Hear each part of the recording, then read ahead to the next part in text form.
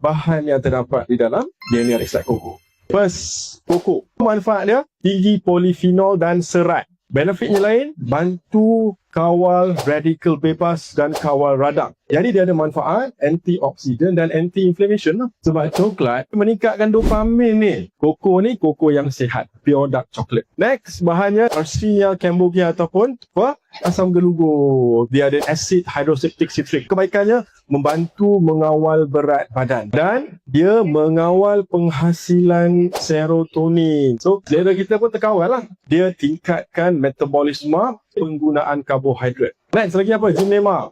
Nama samaran dia, appetite destroyer. Dia menghilangkan rasa lapar nak makan. Dia mengawal penyerapan gula kat usus. Ini pun yang menyebabkan gula tinggi.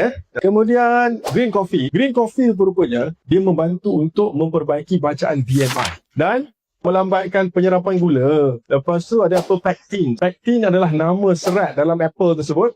Sumber serat larut air untuk bantu penghadaman dan melawaskan pembuangan. Next, vitamin dan mineral. Ni kena ada. Inilah yang memberikan benefit meal replacement. Dan juga ada blood orange. Ini yang memberikan rasa manis tadi tu.